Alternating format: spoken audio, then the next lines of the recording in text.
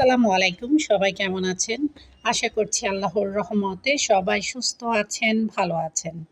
আলহামদুলিল্লাহ আমরাও ভালো আছি। আরও একটি নতুন ভিডিও দেখার জন্য আপনাদের সবাইকে আমন্ত্রণ জানাচ্ছি। আশা করছি আমার আজকের ভিডিওটিও আপনাদের খুব ভালো লাগবে। অনেকক্ষণ ধরে অপেক্ষা করছিলাম যে একটু ভিডিওতে ভয়েস দিব। যেই ভয়েস দেওয়া শুরু করেছি ২-৩ বার কিন্তু কাটতে হয়েছে। কেন সেটা পরবর্তীতে কখন শেয়ার করা যাবে। তো যা হোক, অন্যদিকে ছাদের কিছু হাবিজাবি ফুল আপনাদের সাথে শেয়ার করছি। এই হাবিজাবি নামটা কিন্তু আয়াতে দিয়েছে। অনেক সময় অনেক ফুলের অদ্ভুত, অদ্ভুত নাম দেয় ও। তো আসলে দেখা যায় কি, আমরা অনেক যত্নে যে ফুলগুলোকে লালন করে রোপণ করি, যত্ন করি, ওগুলোর চাইতে অবহেলায় পড়ে থাকা ঘাস ফুল, কাশফুল এগুলো অনেক সুন্দর হয়। তো গ্রামে না আসলে কিন্তু এইসব পথে ঘাটে ফুটে থাকা ফুলের কদরটা আমি বুঝতে পারতাম না। তো অন্যদিকে পাকা আমের সিজনও প্রায় শেষের দিকে, আর আমার ছাদ বাগানের গাছে কিন্তু এখনো আমের মুকুল আসছে বা কচি কচি আম ধরেছে। এদিকে কেটে ফেলা জলপাই গাছের গোড়ালি থেকে অনেকগুলো জলপাই গাছ উঠছিল। তো নিচে চলে এসেছি, রুটির ডোটা রেডি করে আমি ছাদে গিয়েছিলাম একটু করে, 10 মিনিটও হয়নি, হাঁটাহাঁটি করে কিছু কাঁচামরিচ আর কিছু এটা ওটা তুলে নিয়ে চলে এসেছি। এদিকে এসে কিন্তু আমি রুটিগুলো বানিয়ে নিচ্ছি। আজকে এগুলো অর্ডারের রুটি ছিল না, ঘরেই খাবো, তাই খুব একটা বেশি বানাচ্ছি না, অল্প করেই বানিয়ে নিচ্ছি। তো অন্যদিকে আরও মনে মনে সেট করে রাখছিলাম আজকে আর কী করব, কারণ আজকেও কিন্তু অর্ডারের অনেকগুলো কাজ আছে। ভাবলাম কোন ফাঁকে কোনটা করে নিই, আর হঠাৎ করে উটকো কিছু কাজ কিন্তু চলে আসে। যতই রুটিন করি না কেন, রুটিনের বাহিরে কিন্তু চলে আসে। কম বেশি সবারই কিন্তু আপনাদের এমনই হয়, তাই না?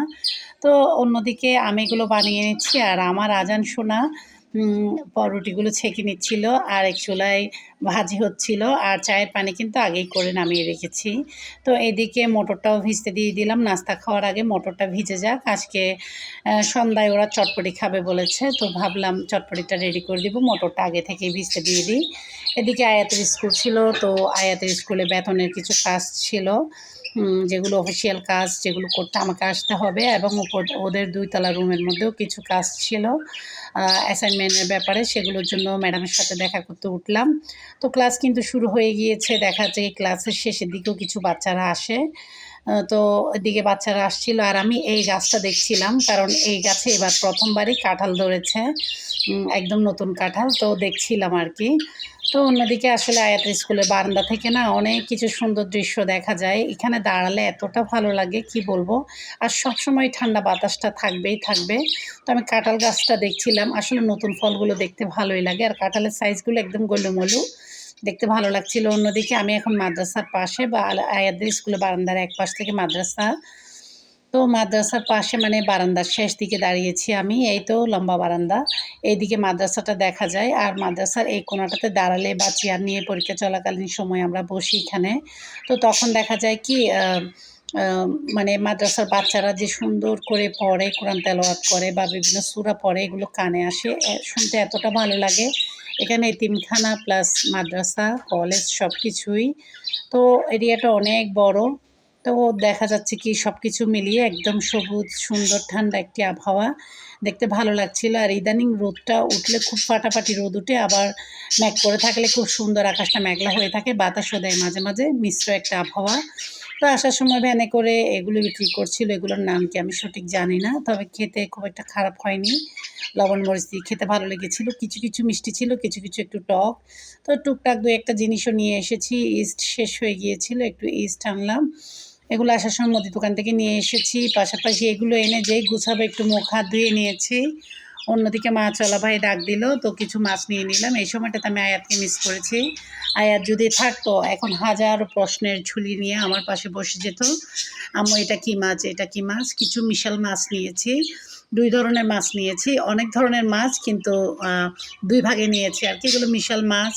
তো আজান ভিডিও করছিল, বলছিল নিচ থেকে আম্মু এগুলো কী মাছ, তো ওকে বললাম এগুলো রূপচাঁদা, এখানেও 2 জাতের, এগুলো এই মাছ সে মাছ। আসলে এখানে কিছু মাছ আমি চিনি, কিছু মাছ আমি চিনিও না। এই মাছগুলো সবগুলো কুটে তারপর ম্যারিনেট করে ফ্রিজে রেখে দিব। এগুলো মাঝে মাঝে লেবুর টক দিয়ে, লেবুর টকের কাজ যেটা বানানো হয় সেটা দিয়ে মুচমুচা ভাজা করে খেতে ভালো লাগে। আর পাশের থালিতে সৈক্কা মাছ, যেটা আমরা সৈক্কা মাছ বলি, পুস্তকি ভাষায় কী বলে আমি জানি না, তবে প্রচুর কাঁটা, অনেকটা ফাইসা মাছের মতো।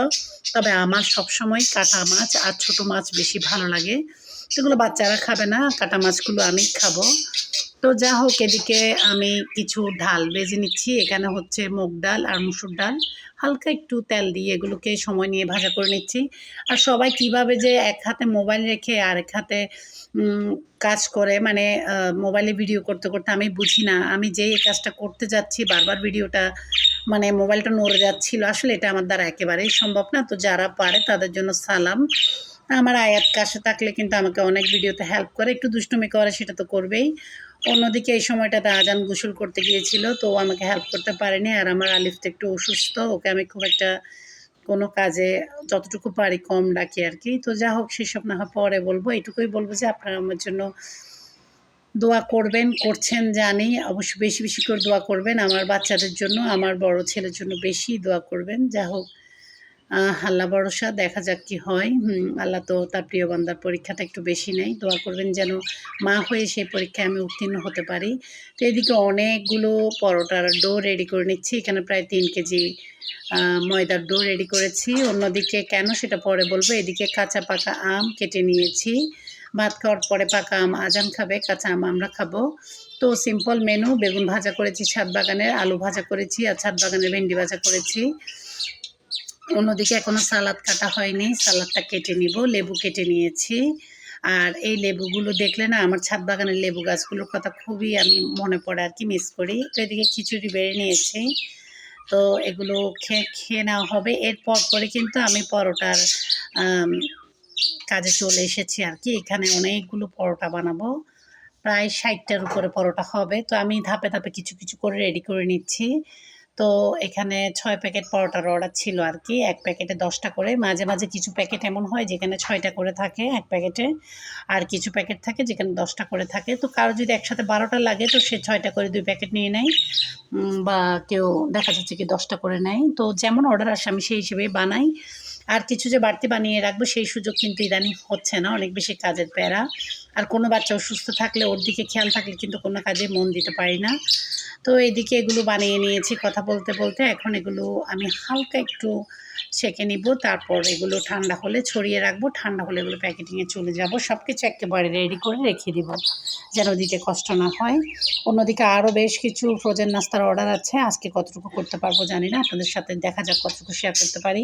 তো বাহিরের আবহাওয়াটা দেখাচ্ছি। একটু কেন জানি ঝড় তুফান আসবে এমন মনে হচ্ছে। তবে খুবই সুন্দর একটা বাতাস। এরকম বাতাসে না বিকালবেলা রাস্তায় হাঁটতে খুব ভালো লাগে। তো অন্যদিকে আমি চটপটি রান্না করে ফেলেছি, ফুচকাও ভেজে নিয়েছি। আর এখন চিকন চিকন ঝালমরিচ চানাচুরটা উপরে ছিটিয়ে দিয়ে একটু সালাদ দিয়ে খেতে কিন্তু দারুণ লাগে। আর টক করলে তো কথাই নেই, কিন্তু আমি যে কোনো কারণে হোক আজকে টকটা করিনি। তো অন্যদিকে এখন হচ্ছে খাওয়া দাওয়ার পর আবহাওয়াটা একদম মাগরিবের আজান দিবে তার আগে আগের আবহাওয়াটা আপনাদের সাথে শেয়ার করছি। আমার ভিডিও যদি ভালো লাগে ছোট্ট একটা লাইক দিয়ে পাশেই থেকে যাবেন। এতে করে আমার ভিডিও আপনাদের মতো অসংখ্য আপু ভাইয়াদের কাছে পৌঁছে যাবে। আর যারা আজকে প্রথম আমার ভিডিও দেখছেন, কোনো অংশ ভালো লাগলে পরবর্তীতে দেখতে চাইলে এখনই আমার চ্যানেলকে সাবস্ক্রাইব করে পাশে থাকা all button bell button click করতে ভুলবেন না। এতে করে পরবর্তীতে আমি যে কোনো ব্লগ ভিডিও বা রেসিপির ভিডিও শেয়ার করলে আপনাদের মোবাইলে নোটিফিকেশান পৌঁছে যাবে। অবসর সময় দেখে নিতে পারবেন। আর যারা শুরু থেকে এই কাজটা করে আমার চ্যানেলের সাথে আছেন বা নতুন নতুন অ্যাড হচ্ছেন, সবাইকে অনেক অনেক ধন্যবাদ। এভাবেই পাশে থাকবেন, আমাদের জন্য দোয়া করবেন। আমি আপনাদের জন্য দোয়া রাখি। আল্লাহ হাফেজ।